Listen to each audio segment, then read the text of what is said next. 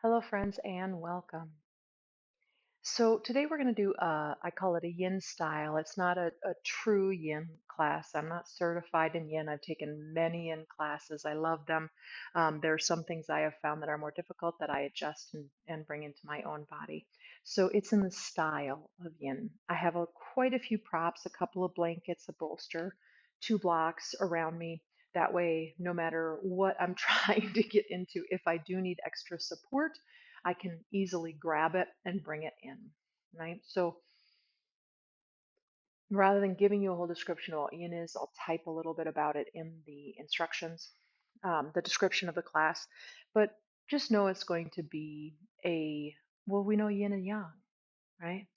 Yin is that turning inward, that collecting the energy and nourishing and nurturing. And so we're going to move into that rather than the yang, which is expansive and it moves out and it's building heat and those kinds of things, right? So this is not something that we only want to do this style of yoga, but we definitely want to bring in this kind of yoga or restorative because we need balance. We can't be yang all the time either, right? Okay, lecture done. You can be sitting cross-legged, kneeling, lying down on your back, but let's just take just a couple of moments before we move in and just simply notice where you're at in this moment.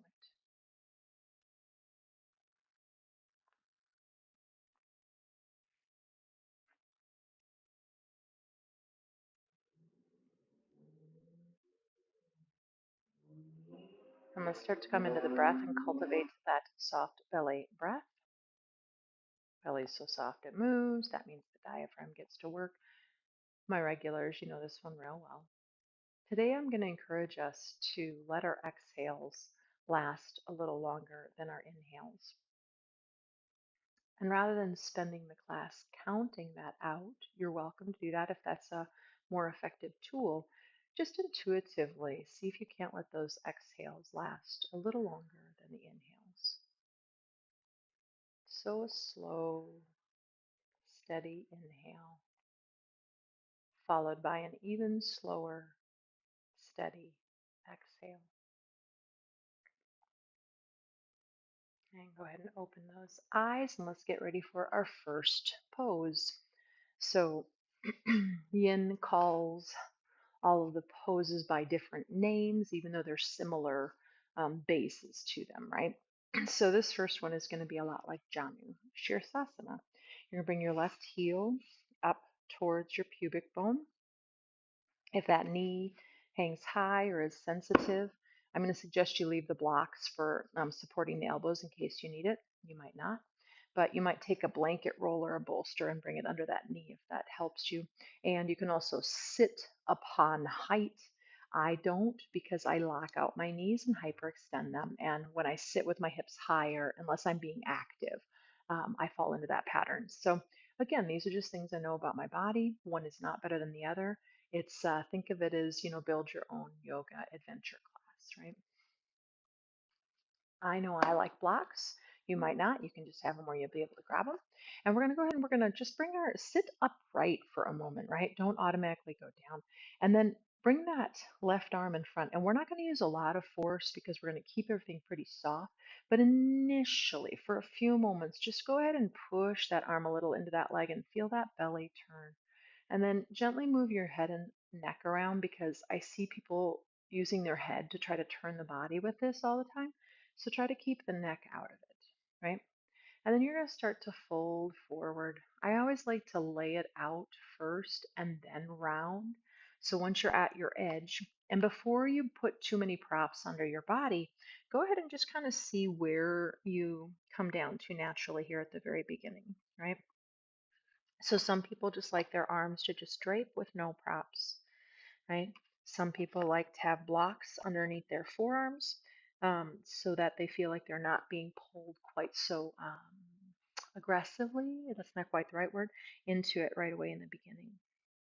I know that I hold a lot of neck tension and my neck doesn't feel protected and things like this. And so I like to put something under my forehead for the first minute or so and then I try to let it go. So you could have maybe elbows on blocks, interlace hands, bring the thumbs up into the forehead.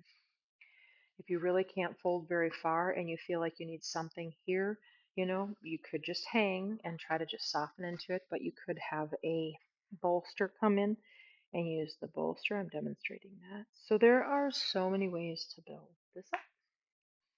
And rather than continue to give you options, I'm going to trust that you will find your way into a place where you can be here for about another 4 minutes, 3.5, 4 minutes.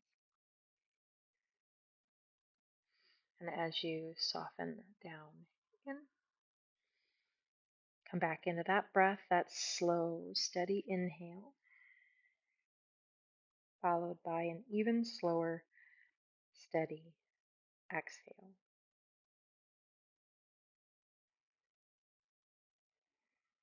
Imagine, if you will, the left hip was made of lead and let it just soften down to the floor.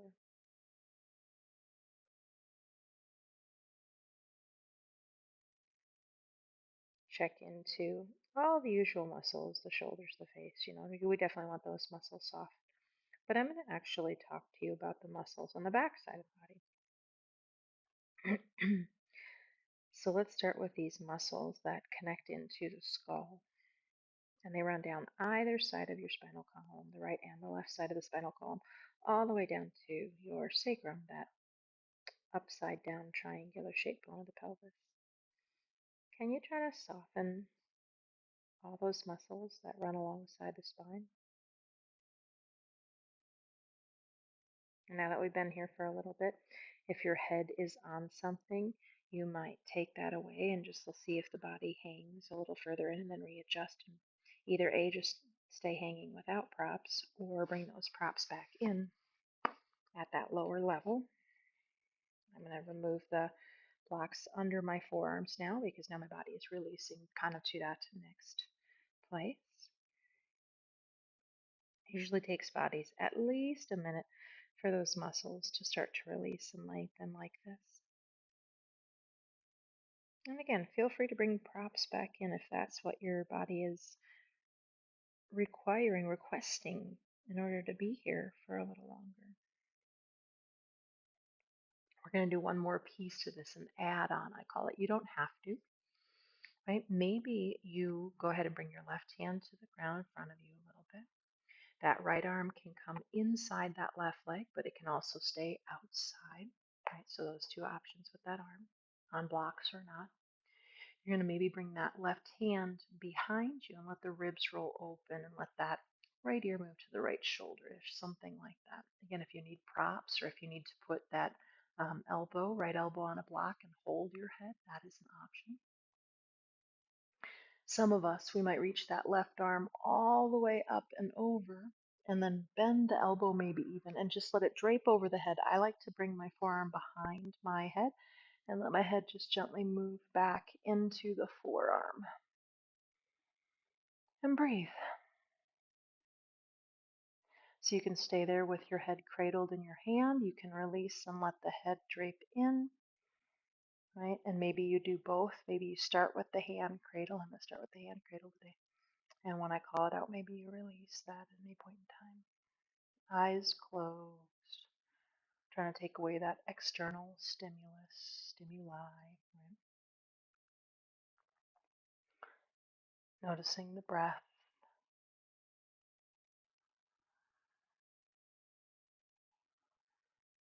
Take about 3 more breaths here, friends. So if you want to take away that hand and let the body drape in, and again, that right arm can be on either side of that right leg. Inside's going to give you a little more of a revolve. Pardon me. To release out of this, let's let the left hand come back down in front of the body, roll the ribs down a little bit. Now my encouragement will be use your arms and come up nice and slow. Use the belly towards the spine and just take a moment once you get up to your upright posture. Give the body time to integrate that. This can be pretty deep in the lengthening of the fascia and the muscles, right? So take your time. Your left hand's going to grab that left knee and help it up. Let those legs come out in front of you. if you feel like leaning back into your hands for a moment here, or if it feels like you need to move or rub out the knee that was bent to give freedom, right? Windshield wiper, anything, any kind of movement that you want, take it, right? Then we're going to go towards that other side. So I'm going to bring my right heel towards my pubic bone. And again, my knee gets pretty low, and it's not that it's sensitive, but I just have this point in time because they sometimes do get sensitive. I really like to just cradle my knees so that hopefully I have these babies for the rest of my life and they get no more sensitive than they are right now. Again, you don't know necessarily if you want them, but just have other props laying nearby. From the upright posture, we're going to bring that right arm in front of the leg and we're going to just give a little push into that bent knee leg and just have a slight turn. And I want you to notice because I usually teach with, the bottom leg is working, the thigh is pushing down, the toes are da da da. We're not. We're letting that leg be really loose today, right? And then again, I'm going to suggest that you lengthen the spine and lay it out initially. But then, yeah, soften in, rounding one vertebrae at a time. And before you bring props in, see where you get to.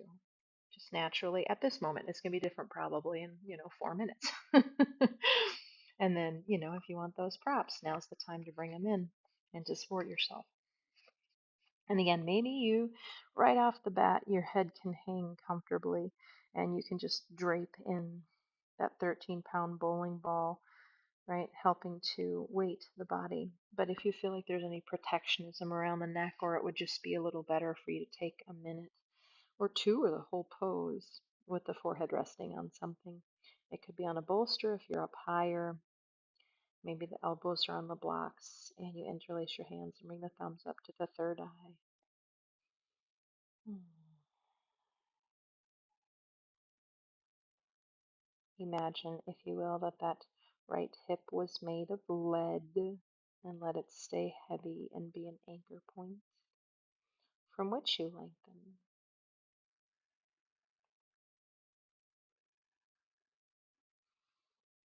And maybe not, but you might start to feel this kind of like shift. And what I mean by that is where the body finds this next, like an onion with layers, right? This next layer of release. And if and when you start to feel that, that's when maybe you don't support the forehead anymore and the head can drape in. Maybe you come to a lower level on your props, your blocks, or remove them.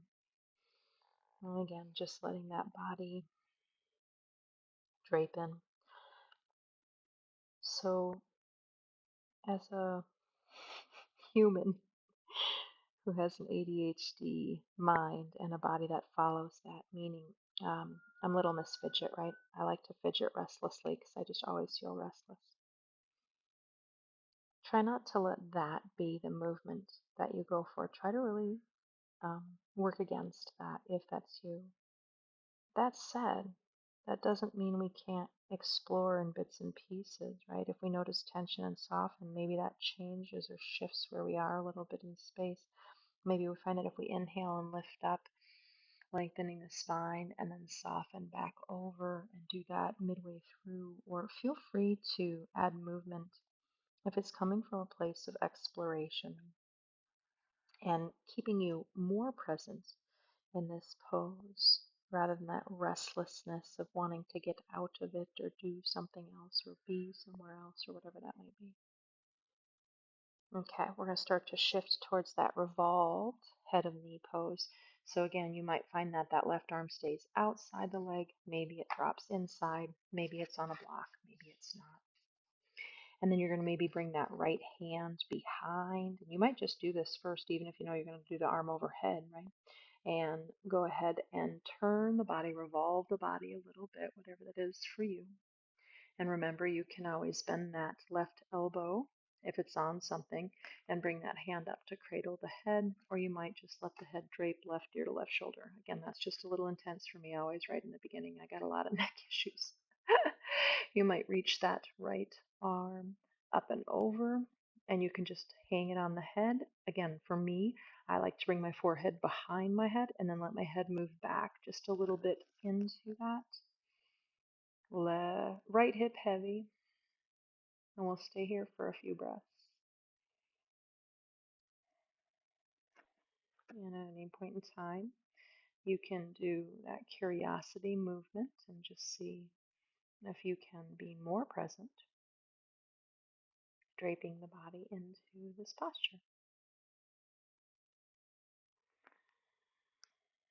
And again, once I've been in there, this is just my experience. I'm not saying you should have the same one. I'm just, you have permission, right? To now I can move my hand away from my head, and my head feels like it can be here comfortably and let go. So play with what those things are for you. Let's release the right hand down, the belly down a little bit. Come back through the center, bring both hands onto the ground and push the ground away, pulling the belly to the spine. Pause when you get to the top. Preferably eyes closed, or at least a really soft focus, trying not to take in things around us. When you're ready, right hand under right knee, moving that leg back out to straight. Feel free to massage or rub circles around that right knee, or lean back and windshield wiper, or just sit with stillness.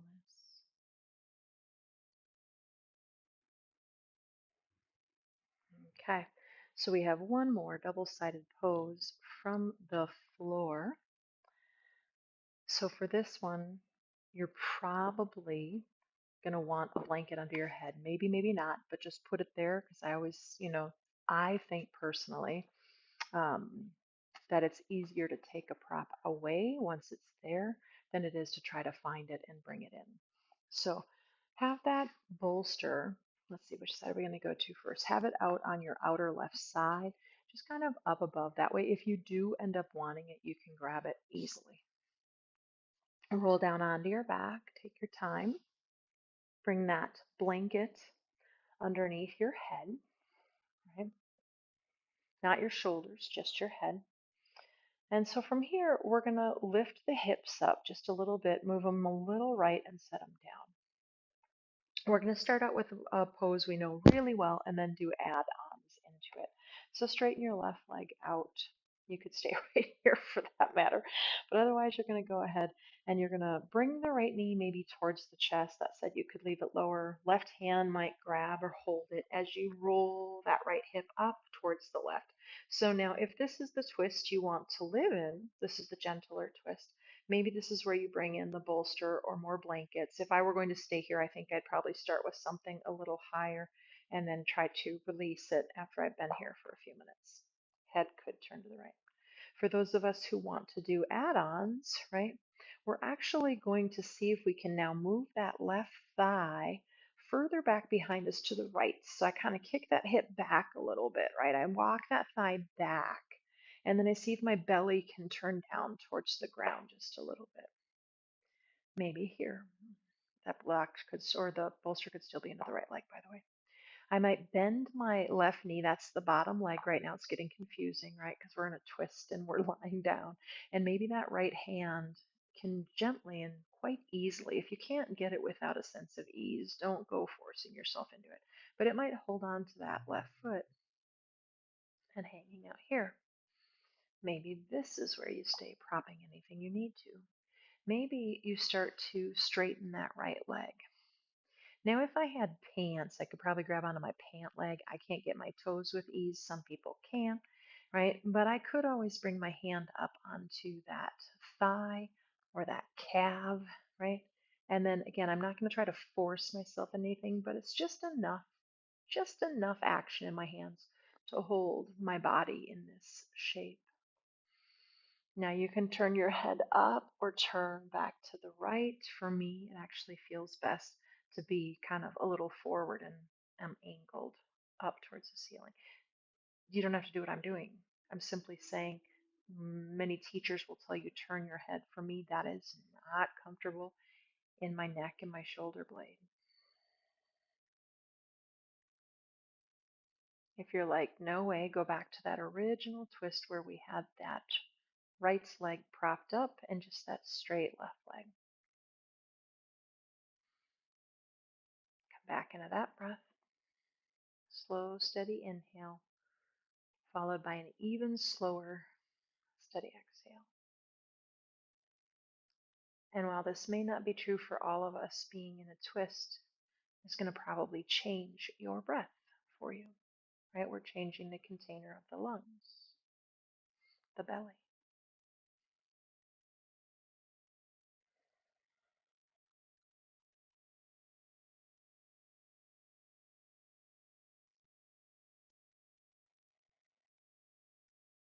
Softening, melting any tension you find, maybe imagining it being ice that melts to water, and from water vaporizes and becomes gas.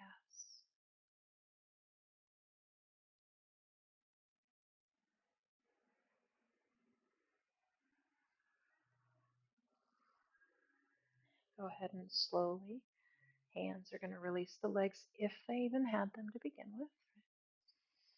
Take a second to kind of unwind and get your feet down, and then try to bring your hips back to the center.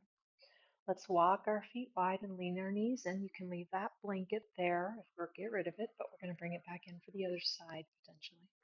And I forgot to say that if you don't need the blanket, but also don't hurt your neck for it by having that head hang into a precarious position. Okay, we're going to move our hips a little left of center, straighten right leg. Take that bolster, forgot to have you do that. If you think you're going to use it, move it over towards your right side. So again, first we're just going to lift the left hip, come across the way, and we can move that left knee further away from us, closer up to us, and hold it with the hand or not, right? And maybe the head turns left. If you're going to stay here, this one might be accessible to turn the head to the left.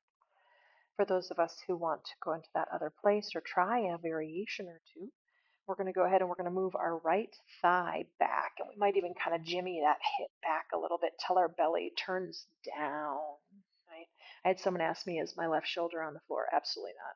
Go ahead and bend the right knee. The left hand's going to grab down and see if it can grab that with ease. If not, let go of it. It's not a big deal. Right? And then I may or may not, I could stay right here. I may or may not lengthen and straighten that left leg out. And my right hand might come, might get your toes. I'm nowhere near my toes. I'm by my thigh above my knee. But if it gets a hold of something, a pant leg or something, right? But again, not forcing the body into a shape. Where does the head want to be here, where it can soften and all the muscles of the neck can let go?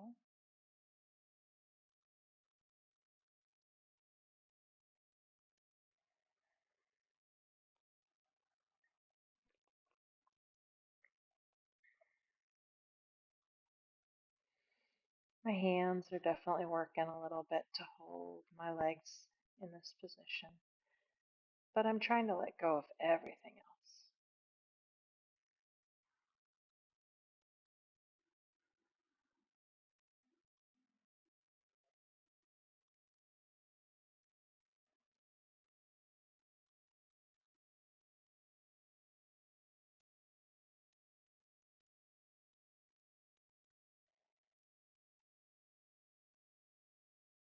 Go ahead and gently let go of the legs. Take your time, slowly unwind, feet on the ground, and again get those hips back in line with the rest of the spine. If you are going to leave your blanket there, you might do that. Take your hands onto those front corners by your shoulders and roll them up and in so it cradles the head, right? Or just ditch the blanket completely. You can come into constructive rest pose, which I'm demonstrating, or of course, corpse pose. You do you, I'll do me.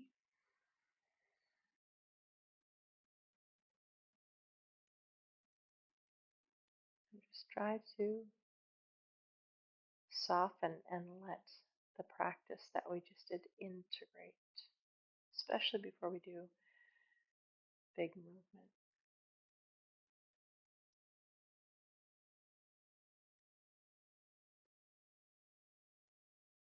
So using time and the weight of the body, we ask some really big muscles to lengthen.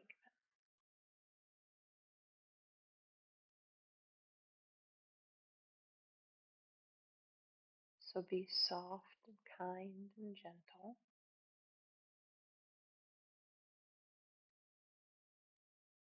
Just start by noticing the sensation in these areas. Where do you feel sensation today?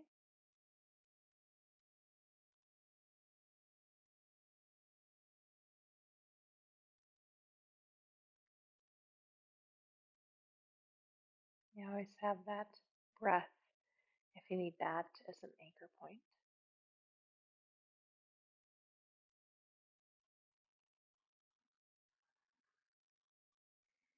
And I'm not sure how much the sound comes through, but this studio, I work out of Thrive Studio, I love it.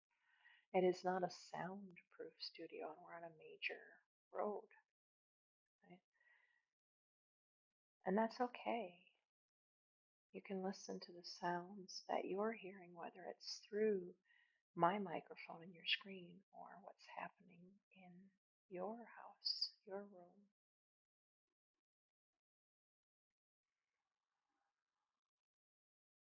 Sounds from a mile away, maybe.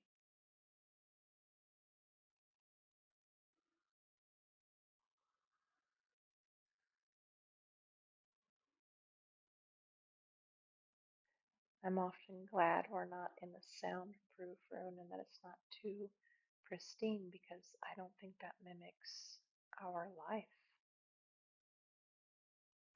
We practice these things inside in this space on our mat so that when we go outside, hopefully we bring some of these abilities, these skills with us.